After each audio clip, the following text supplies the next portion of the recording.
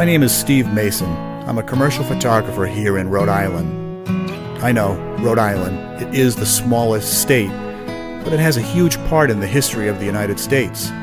This is the birthplace of the American Industrial Revolution.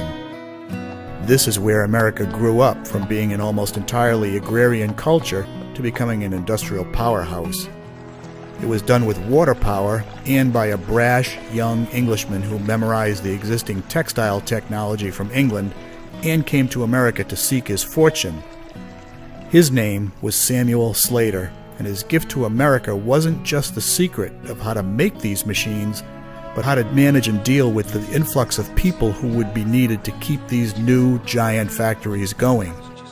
He didn't just bring the secrets of the new technology, but he was unhappy with how his fellow tradesmen were treated in England, and he wanted to change that.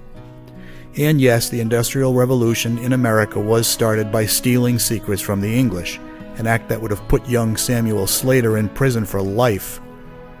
The story I want to tell is about the last remaining lace manufacturing facility in America. Over the years, we've seen the textile industry move from New England to the South, primarily North and South Carolina, Georgia, and then to Mexico, and from there to India and China.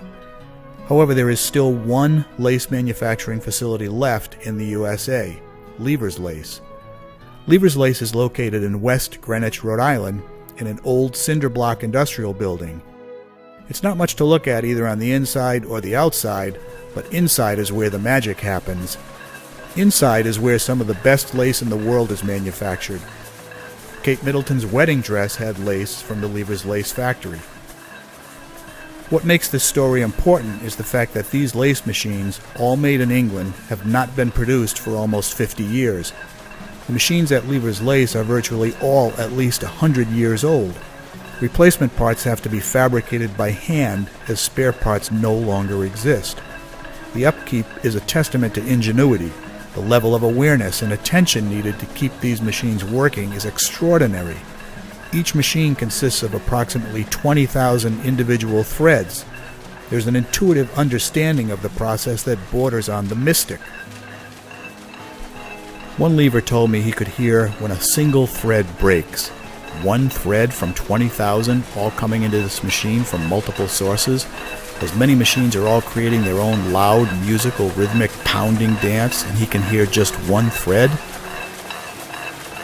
There's a sense here of a working history like no other place I've been.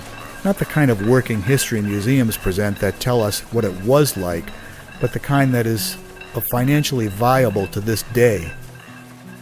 Bob Grundy, a lever, pointed to a machine and told me, "I've worked on that machine for over 25 years. My father worked on that machine for over 40 years. His father worked on that machine for over 40 years." This is the kind of story that needs to be shared, and this is my attempt to do just that. This story seems to be coming to an end as many of these craftsmen are aging out, and there are no journeymen, apprentices, interns, or any other replacement personnel to take over. This may very well be the last story of the last vestige of what was once the defining technology and revenue stream of American progress and history.